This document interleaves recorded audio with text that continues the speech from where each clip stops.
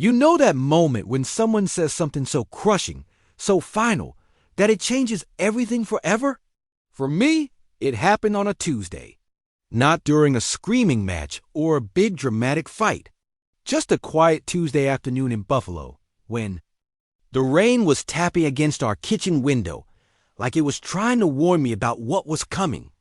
I walked through that front door for the last time, though I didn't know it yet. I had an envelope in my trembling hands, my termination letter. The company I'd worked at for 3 years was downsizing. Nothing personal, they said. Just business. I thought maybe, just maybe, my family would wrap their arms around me.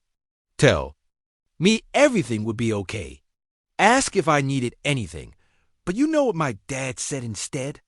He looked at me with these cold, empty eyes and said, "So you're not bringing money home anymore?" That was it. No. Are you okay? No. We'll figure this out together. Just that one sentence that made me realize something I'd been too scared to admit for years. I wasn't their daughter. I was their paycheck. And now that the money was gone, I was just taking up space. If stories like this hit you right in the heart, go ahead and hit that like button. Because what happened next changed everything, and you're going to want to see how this ends. Let me paint you a picture of what my life looked like before that Tuesday. Every morning at 6 a.m., I'd wake up and check my bank account. Not because I was saving for something special or planning a vacation. I was checking to see if I had enough to cover their bills on top of mine. The internet bill? Mine. The streaming services they watched every night? Mine. The grocery deliveries that magically appeared every Thursday? Also mine. Even the car insurance. For the car my dad drove to his part-time job. Somehow that became my responsibility too.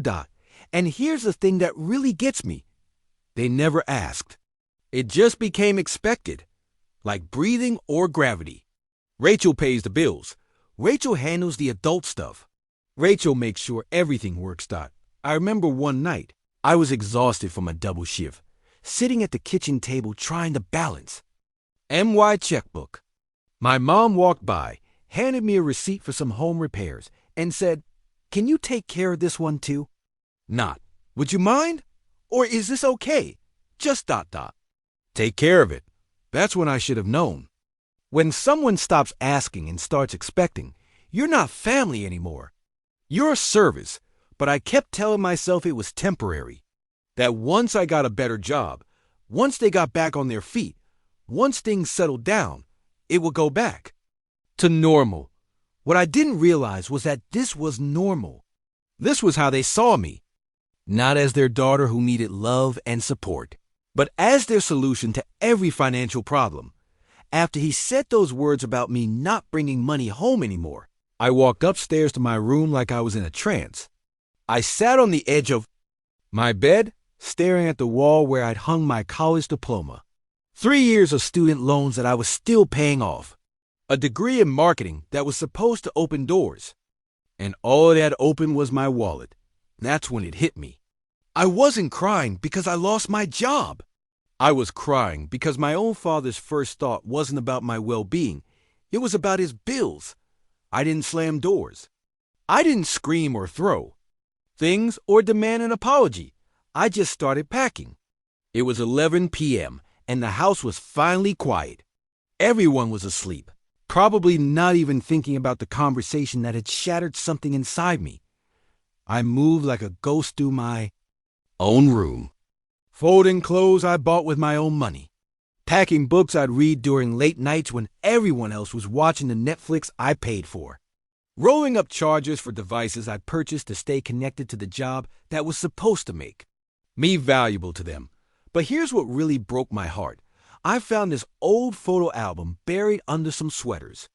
Pictures of birthday parties, family vacations, Christmas mornings. And in every single one, I was smiling.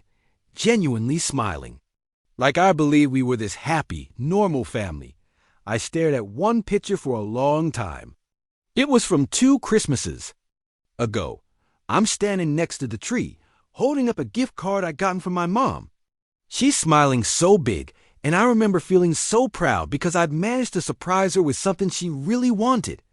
But looking at that picture now, with everything I knew, all I could see was a transaction. I gave her something. She smiled. That was the exchange.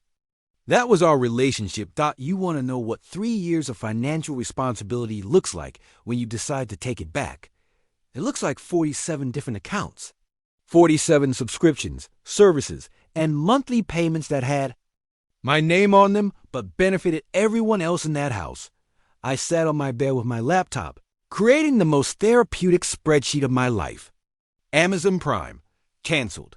Spotify Family Plan, canceled. The meal delivery service that showed up every Thursday like clockwork, canceled. Netflix, Hulu, Disney Plus, the premium cable package, gone, gone, gone. And gone, but the internet was the crown jewel. 3 years I've been paying for their high-speed connection. 3 years of making sure they could stream their shows, scroll their social media, work from home when they needed to. It was a $120 monthly bill that I never questioned because, well, everyone needs internet, right? I saved that one for last. At 2:47 a.m., I walked downstairs and unplugged that router like I was defusing a bomb. Wrapped the cord around it nice and neat, tucked it under my arm, and carried it upstairs to pack with everything else. The silence in that house felt different after that. Not peaceful, heavy. Like the air itself knew something had shifted. Here's what I realized as I clicked cancel on account after account. I hadn't just been paying bills. I'd been buying their tolerance. Every payment was me purchasing the right to exist in that space without complaints. Every subscription was me earning my place at their table. But the saddest part? Even as I was disconnecting everything, part of me hoped they'd wake up. That my dad would knock on my door and ask what was wrong. That my mom would come in and tell me we'd figure out the job situation together. That my little brother would at least ask where I was going. The house stayed quiet. And that silence told me everything I needed to know. I was gone by sunrise. 3 bags, 1 box, and a broken heart packed into my beat-up Honda Civic.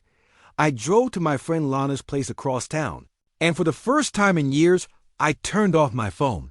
Not because I was angry, but because I needed silence. Real silence. The kind where nobody expects anything from you. For about 6 hours, I had peace. Then the text started rolling in, 7:23 a.m., Mom. The internet isn't working. 7:45 a.m., Dad. Wi-Fi is down. Did you pay the bill? 8:30 a.m., Mom. Rachel, call me. Nothing is working. 9:15 a.m., Dad. What did you do? I stared at these messages, and I started laughing. Not because it was funny, but because it was so perfectly predictable. They didn't ask where I was. They didn't ask if I was safe. They asked about the Wi-Fi by. 10 a.m. My brother had called 3 times. I finally answered. Ratch, what's going on? Mom's freaking out because she can't get online for work, and Dad can't figure out why the TV isn't working. I'm not paying for those anymore, Marcus. Silence. Then, what do you mean you're not paying for them? I mean, I canceled them. All of them. But why? I wanted to scream. I wanted to tell him about Tuesday, about Dad's reaction, about feeling like nothing more than a walking ATM for the past 3 years. Instead, I just said, because they're not my responsibility anymore. Come on, Ratch. You know how they are. Just turn the internet back on, and we can talk about this when everyone's calmer. You know how they are. There it was again. That magical phrase that had excused every cruel word, every dismissive gesture, every moment where I was treated like hired help instead of family. No, Marcus, I'm done knowing how they are. And here's where this story gets really intense. So, if you're invested in seeing how far this goes, make sure you're subscribed because you won't believe what happened next. I thought leaving would be the end of it. I thought they'd be angry for a week, maybe 2, and then we'd all move on. I'd find a new job, they'd figure out their bills. And eventually, we'd have some awkward family dinner where nobody mentioned this whole mess. But I forgot something important about people like my dad. When they lose control, they don't just get angry. They get creative. The first sign was subtle. I've been staying at Lana's for about a week when I got a text from my bank. Suspicious login attempt on your account. If this wasn't you, please contact us immediately. I called them right away. Someone had tried to access my account at 3:17 a.m. using my old security questions. Questions like, what's your mother's maiden name? And what street did you grow up on? Information that someone close to me would definitely know. I changed everything. New passwords, new security questions, two-factor authentication on every account I could think of. But it didn't stop there. 2 days later, I got a call from a job I'd applied to. I was excited. Finally, some good news. But the woman on the phone sounded confused and uncomfortable. Hi, Rachel. This is Sandra from Midtown Marketing. We had your interview scheduled for tomorrow, but we received a very concerning phone call this morning. My stomach dropped. What kind of phone call? Someone claiming to be your former employer said you left your last position under suspicious circumstances, that you'd had issues with financial responsibility. I wanted to throw my phone across the room. Instead, I took a deep breath and said, Sandra, I can provide you with contact information for my actual former supervisor, along with my termination letter showing that I was laid off due to company downsizing, not any performance issues. But I could hear it in her voice. The doubt was already planted. We've decided to move forward with other candidates, but thank you for your interest. That night, I sat in Lana's guest room and realized what was happening. He wasn't just angry that I'd left. He was systematically trying to make sure I couldn't survive on my own. If I couldn't get a job, I'd have to come back. And if I came back broke and desperate, he'd never have to acknowledge what he'd done wrong. 3 weeks into my new life, I made a decision that seemed smart at the time. I changed my phone number. Too many unknown calls, too many late-night texts that made my hand shake. A fresh start meant a fresh number, right? What I didn't know was that when you abandon a phone number in the U.S., it doesn't just disappear. Sometimes, if someone calls, the phone company claims they've lost their SIM card. If they know enough personal information to verify identity, they can get that number reassigned to them. And my dad knew everything about me. My social security number, my date of birth, my childhood address, my first pet's name, all the little details that phone companies use to verify identity. I didn't realize what had happened until I got a call from my friend Jessica, who worked at one of the companies I'd applied to. Rach, I need to ask you something weird. Did your uncle call our HR department? I don't have an uncle in Buffalo, Jess. That's what I thought. But someone called yesterday claiming to be your family reference. He said you've been having problems with stability, that you left your last job because of personal issues, and that we should be careful about getting involved. The room started spinning.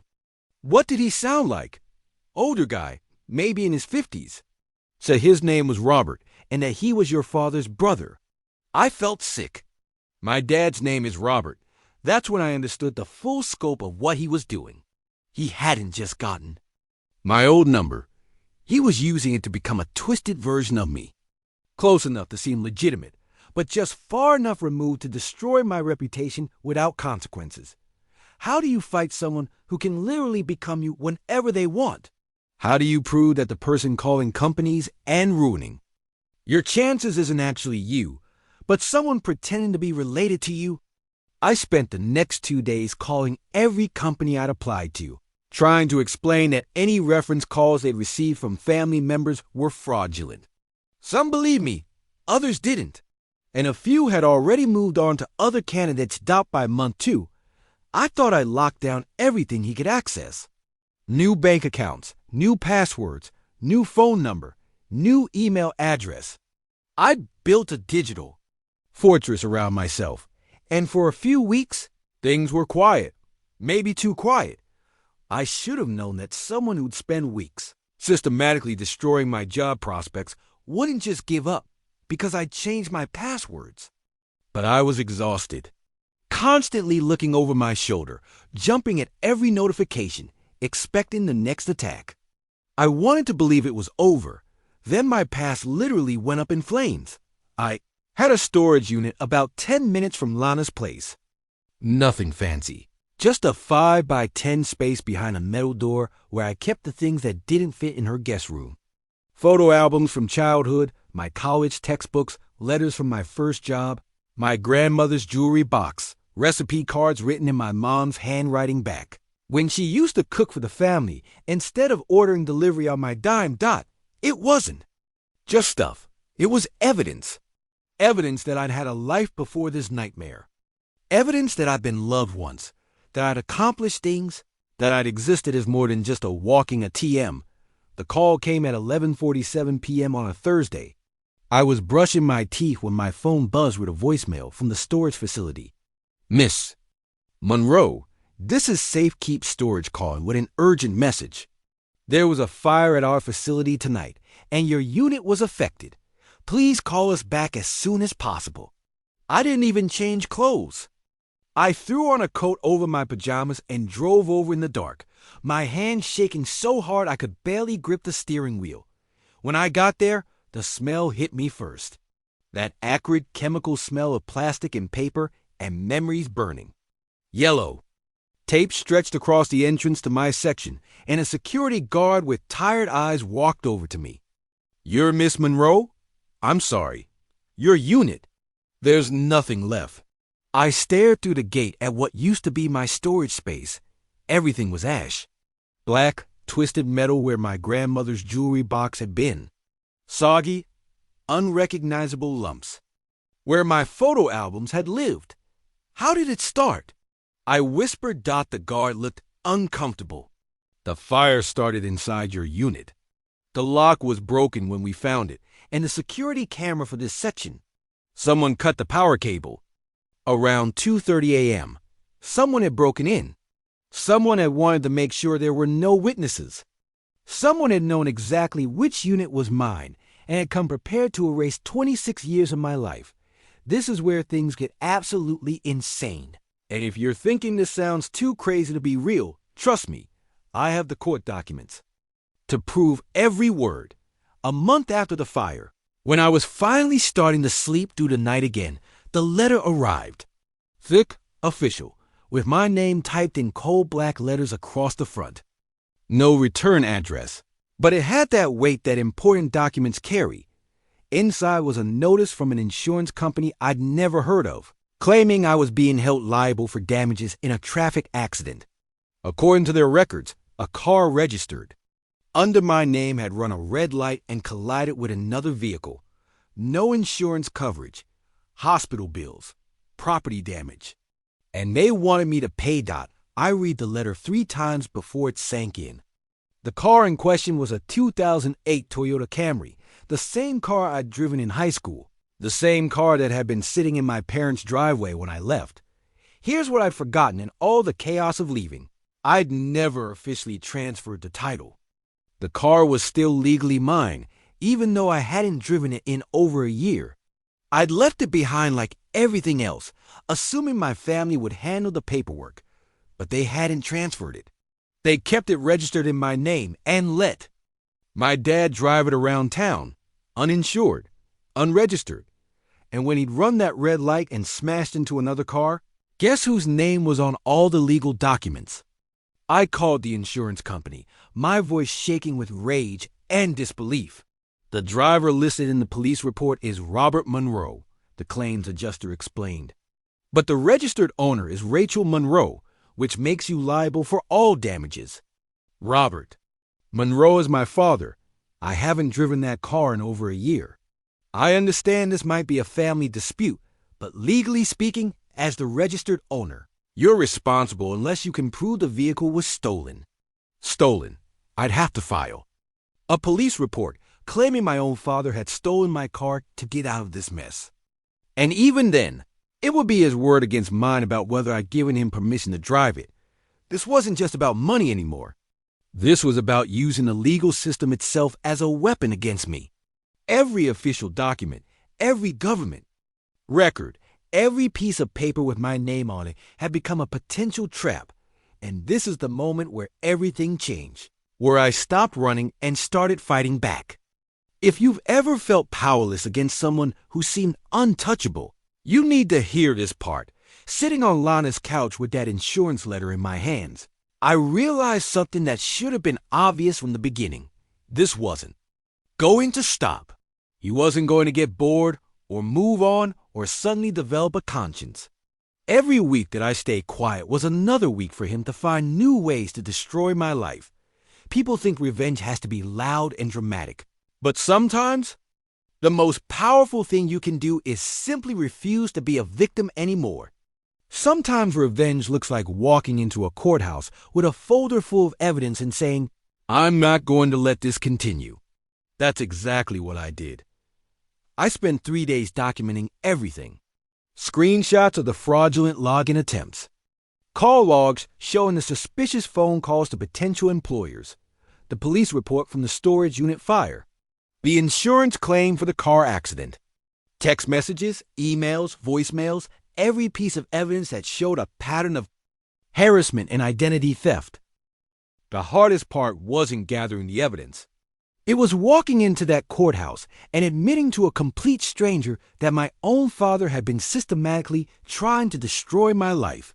There's something deeply shameful about family dysfunction, even when you're the victim. Society tells us that family is sacred, that we should forgive anything, that blood is thicker than water. But what happens when that blood is poisonous? The clerk behind the glass partition was kind but professional. She handed me a restraining order application and a pen. And for the first time in months, I told the complete truth about what my life had become. Petitioner requests protection from harassment, stalking, identity theft, and intentional interference with employment and financial security, I wrote. Then I attached 37 pages of documentation, got the temporary order was granted that same day. 10 days later, we had a hearing. He didn't show up. Part of me was relieved. I didn't have to see his face or listen to him try to justify what he'd done. But part of me was frustrated because his absence felt like one final act of cowardice. He could terrorize me from the shadows for months, but he couldn't face me in a courtroom. The judge made the restraining order permanent. 1 year of no contact, no third-party messages, no showing up at my workplace or residence. Violating it would be a criminal offense. Walking out of that courthouse, I didn't feel victorious. I felt sad. Because getting a restraining order against your own father isn't a victory. It's an admission that love wasn't enough to keep you safe. The restraining order didn't fix everything overnight. You can't undo months of psychological warfare with a piece of paper. But it did something important. It gave me permission to stop looking over my shoulder every 5 minutes. For the first time since I'd left that house, I could job hunt without wondering if my phone would ring with another family reference trying to sabotage me. I could sleep without checking all my accounts for suspicious activity. I could exist without constantly defending my right to exist. The job search was still hard. The damage he'd done to my reputation in those early weeks had ripple effects that lasted for months. But slowly, carefully, I started rebuilding. A freelance gig here, a part-time contract there. Nothing glamorous, but it was mine. Clean money from clean work with people who didn't know my family history. Lana never once complained about me staying in her guest room, but I knew I needed my own space. After 4 months of saving every penny, I found a tiny studio apartment across town. No dishwasher, no balcony, barely enough room for a bed and a desk. But the lease was in my name only, the bills came to my address only, and nobody else had. A key dot the day I moved in, I sat on the floor of that empty apartment and cried. Not sad tears, relief tears. I was 26 years old, and for the first time in my adult life, I lived somewhere that was completely mine. There were hard days. Days when I missed the version of my family that existed in my childhood memories. Days when I wondered if I'd made a terrible mistake. If I'd thrown away the only people who would ever love me over money and pride, But then I remember Tuesday. I remember my dad's face when he realized I wasn't bringing home a paycheck anymore. I remember the storage fire, the fraudulent phone calls, the car insurance scam. And I realized that what I was missing wasn't love. It was the illusion of love. Real families don't require payment plans. Real love doesn't come with terms and conditions. 8 months after the restraining order, my phone rang at 6:30 on a Sunday morning. Unknown number, local area code. I almost didn't answer. Old habits from the nightmare months when every unknown call could be another attack. But something made me pick up. Rachel? It's Mom. My first instinct was to hang up. The restraining order technically didn't cover her, but any contact felt like a violation of the boundary I worked so hard to establish. Still, I stayed on the line. Mom, I can't really talk to you right now. Your father's in the hospital. Her voice was flat, emotionless. Heart attack. The doctors say it's serious. The words hit me like a physical blow. Whatever anger I'd been, carrying whatever strength I'd built up, suddenly felt shaky and uncertain. Because despite everything he'd done, he was still my dad. And the thought of him dying before we could fix things made my chest tighten with panic. Is he ... Is he going to be okay? We don't know yet. He's been asking for you. I closed my eyes, and for a moment I was 8 years old again, climbing into his lap while he read the Sunday paper. Before the bills and the expectations and the slow erosion of everything good between us. Mom, I don't know if I can. He's been different since you left, she interrupted. Quieter, I think he misses you more than he wants to admit. There it was, the hook. The implication that his heart attack was somehow connected to my absence, that my decision to protect myself had hurt him so badly, it nearly killed him. Doctors say stress was a major factor, she continued. All this family drama hasn't been good for any of us. Family drama. Like what he'd done to me was just some petty disagreement instead of months of calculated psychological torture. I need to think about this, Mom. He might not have much time, Rachel. Whatever happened between you two, surely you don't want the last conversation you ever had to be that fight about money. After I hung up, I sat on my couch for 2 hours, staring at nothing. Every emotion I carefully managed for the past 8 months came flooding back at once. Guilt, love, anger, fear, hope, resentment, all tangled up into a knot in my throat that made it hard to breathe. This is the part where I had to make the hardest decision of my life. And what I discovered in that hospital room changed everything. I thought I knew about forgiveness. I didn't go that day. Or the next. I needed time to think, to separate the emotional manipulation from genuine concern. Because if there's one thing I learned about my family, it's that even their emergencies came with strings attached. But on the third day, I couldn't stand it anymore. Not because I was ready to forgive, but because I needed to see for myself.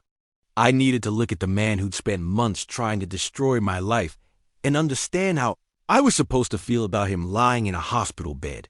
The cardiac unit at Buffalo General was quieter than I expected.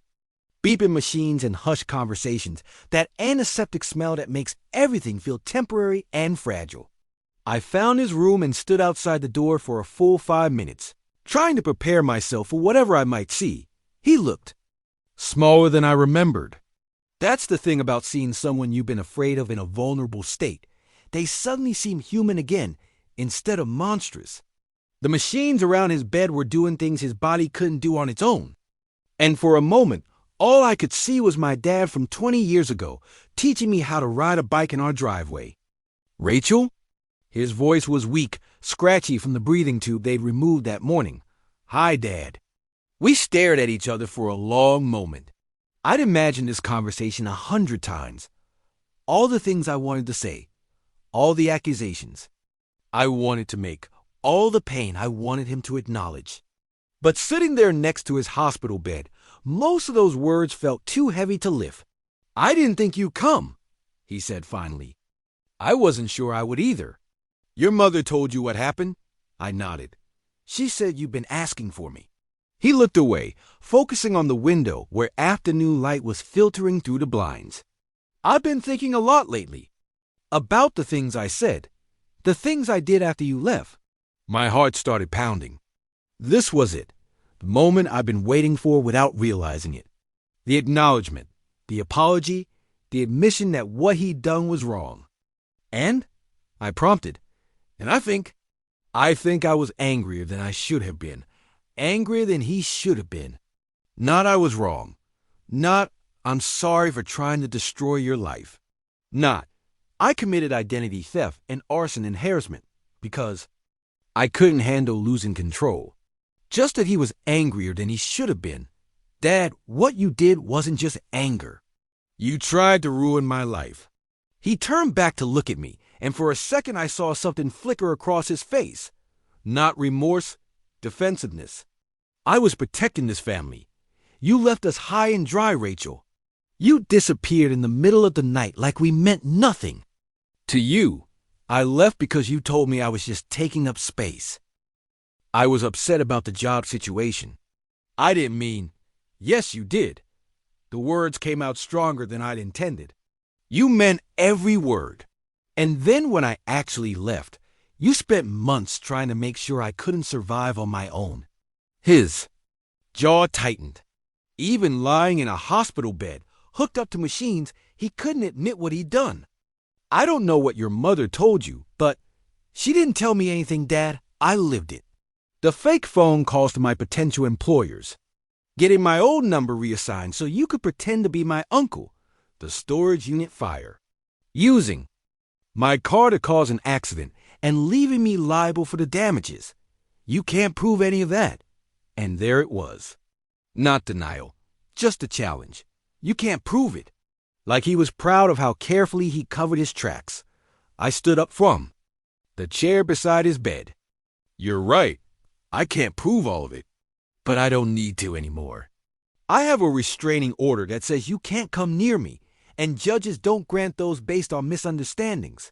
Rachel, wait. No. I came here because I thought maybe you were ready to take responsibility for what you did. I thought maybe facing your own mortality might make you want to clear the air between us. I am sorry, he said, but his voice lacked conviction. I'm sorry it got so out of hand. You're not sorry you did it. You're sorry you got caught. I walked to the door and paused with my hand on the handle. I hope you get better, Dad. I really do. But getting better from a heart attack doesn't automatically fix the damage you did to my heart. So that's it? You're just going to walk away? After everything this family has been through? I turned back to look at him one last time. This family was everything to me. But you turned it into a transaction. And when I stopped paying, you tried to destroy me rather than admit you were wrong. Don't be so dramatic. I laughed, but there was no humor in it. Dad, you literally burned down my storage unit because you couldn't handle the fact that I chose myself over your bills. The machines around his bed started beeping, faster as his heart rate increased. A nurse appeared in the doorway, concern on her face. Is everything all right in here? I was just leaving. I said, and here's where I learned the most important lesson of this entire experience. Sometimes loving someone means accepting that they're not capable of loving you back the way you deserve. I didn't visit him again. Mom called a few more times, each conversation following the same pattern. Updates on his recovery, hints about how much he missed me, subtle implications that I was being selfish and unforgiving. But never once did she ask how I was doing. Never once did she acknowledge what he put me through. 3 weeks later, he was discharged from the hospital. A month after that, the restraining order expired and I chose not to renew it. Not because I've forgiven him, but because I didn't need the court's protection anymore. I built something stronger than a legal document. I built a life he couldn't touch. The truth is, I could have spent years waiting for an apology that was never going to come.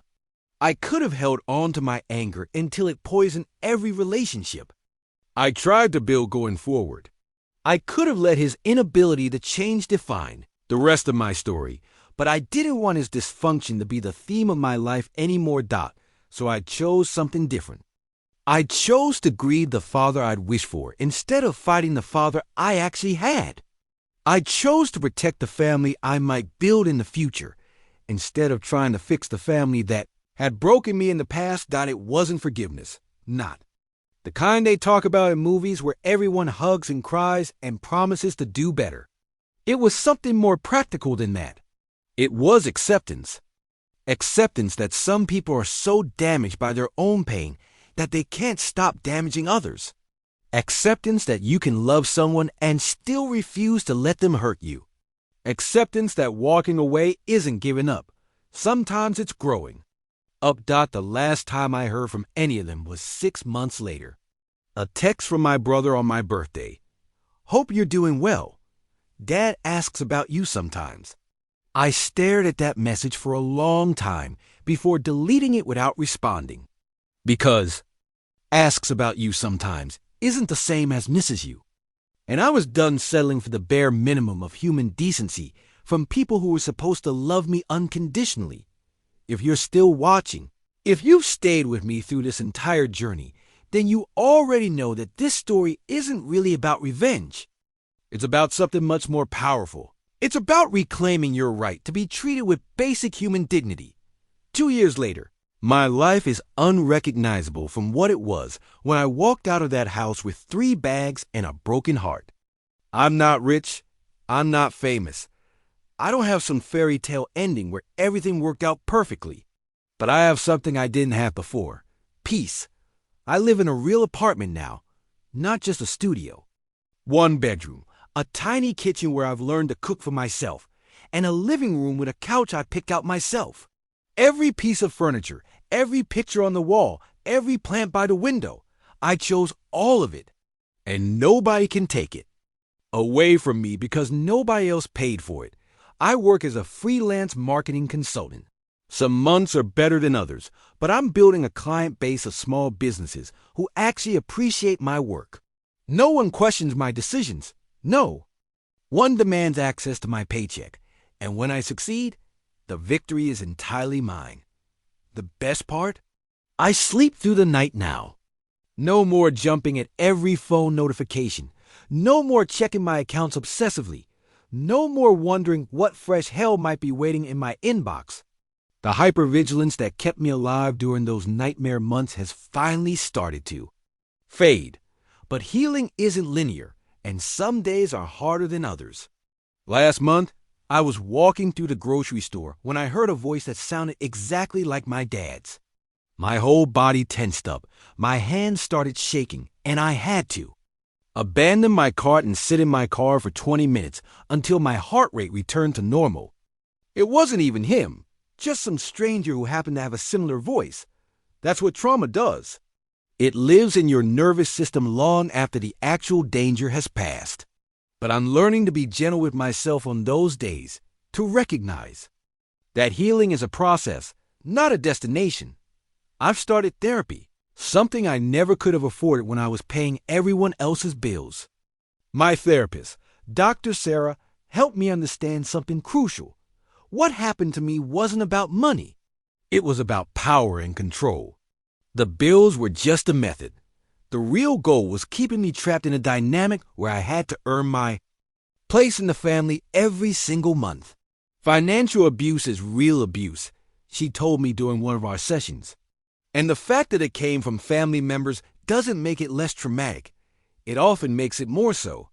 The strangest thing about rebuilding your life from scratch is discovering parts of yourself you never knew existed. When you're constantly in survival mode, constantly managing other people's crises and emotions, you don't have time to figure out who you actually are underneath all the caretaking. I learned that I'm actually pretty good at being alone. Not lonely. Alone.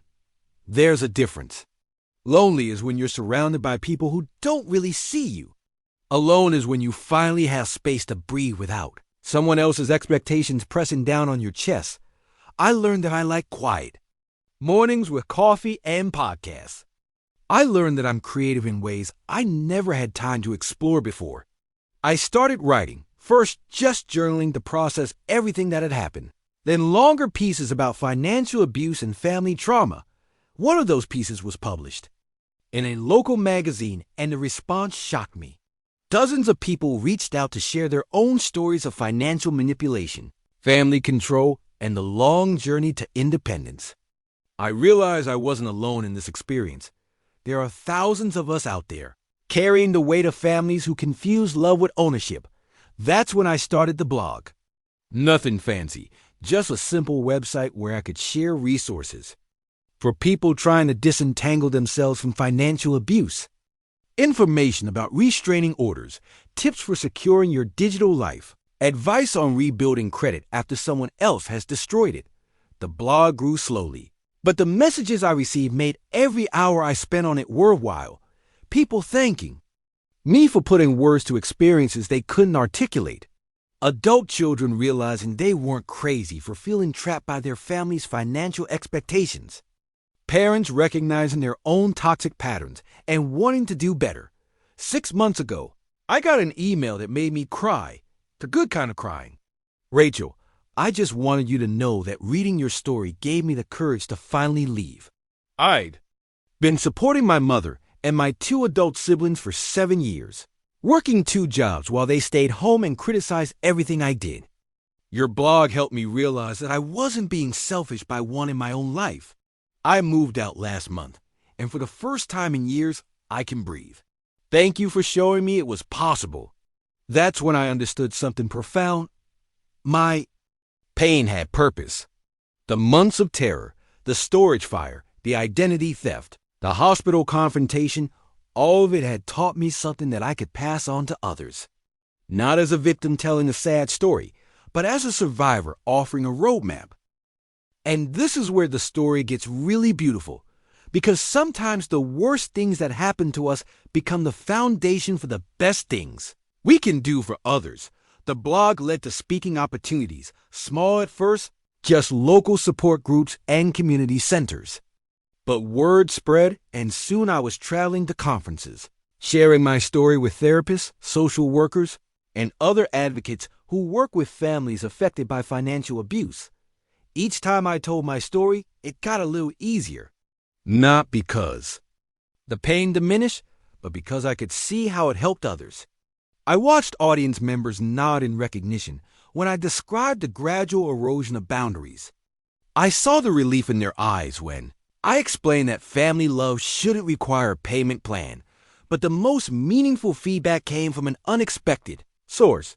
Other adult children who had made the difficult decision to cut contact with toxic family members. I've been no contact with my parents for 3 years, one woman told me after a presentation in Rochester, and I still struggle with guilt every single day. Hearing your story reminds me that I'm not a terrible person for protecting myself. That's the thing about family trauma. Society makes you feel like the problem for refusing to tolerate abuse. We're told that family is everything, that blood is thicker than water, that you should forgive and forget because that's just how they are. But what about when just how they are is cruel? What about when forgiveness without boundaries just enables more abuse? What about when the cost of maintaining those relationships is your mental health, your financial security, your sense of self-worth?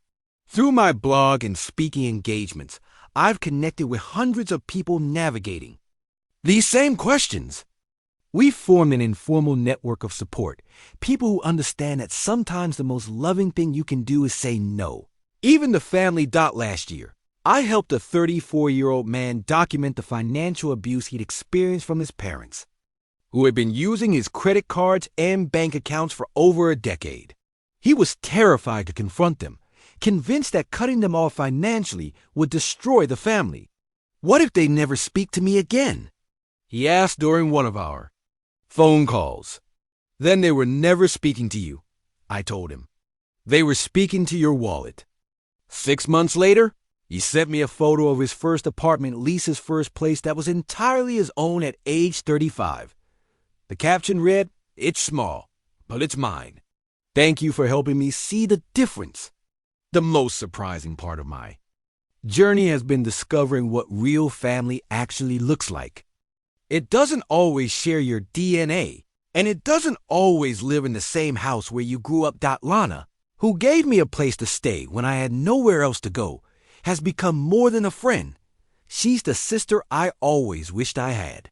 She was there for every court date, every therapy breakthrough, every small victory, and devastating setback. When I got my first big freelance contract, she was the first person I called. When I had nightmares about the storage fire, she was the one who came over at 2 a.m. with tea and terrible reality TV.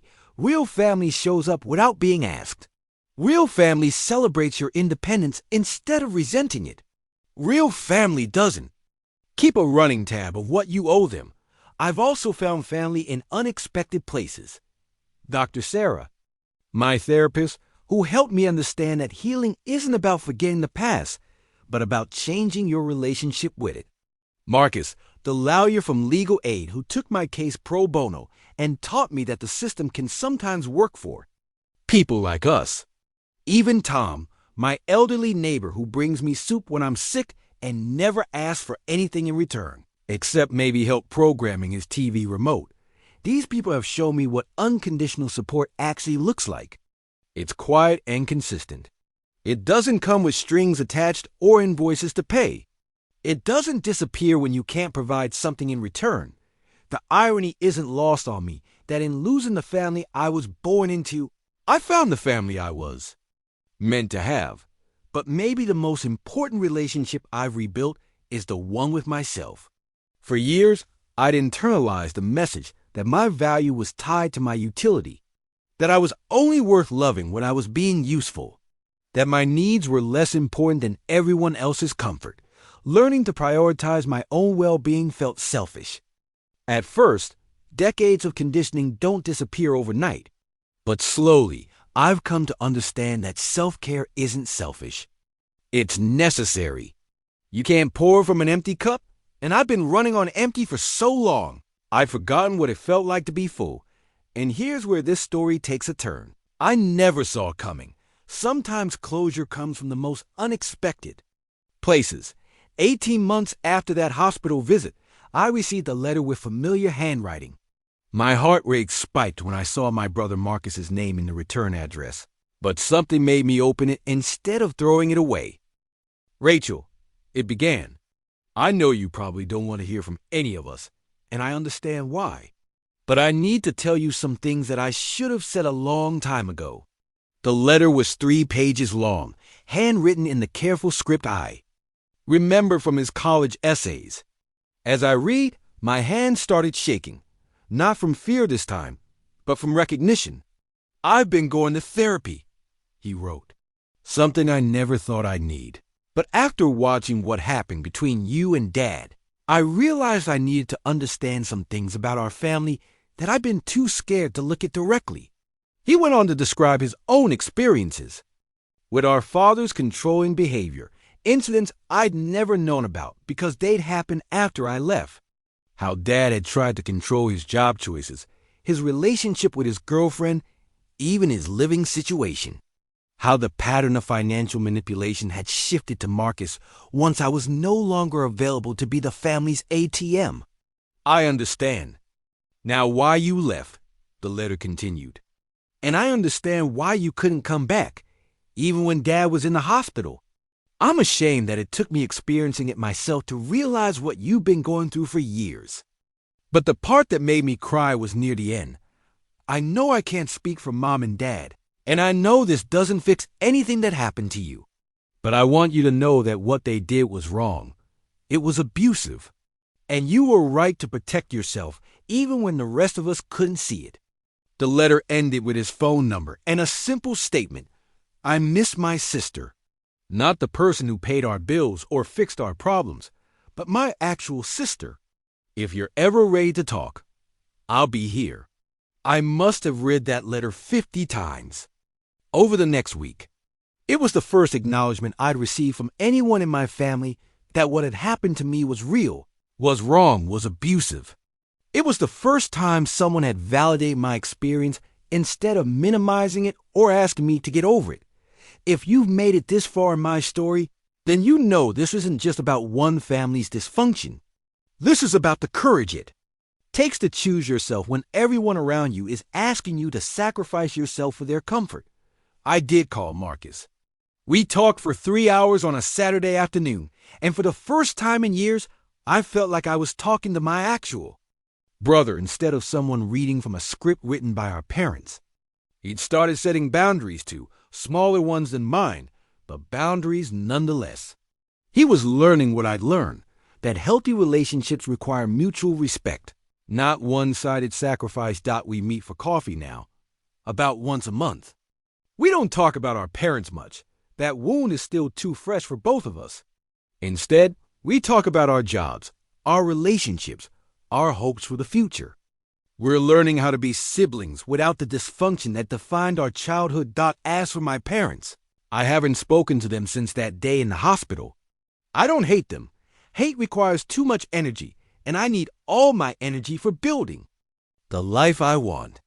But I don't have room in that life for people who see my boundaries as suggestions and my independence as betrayal.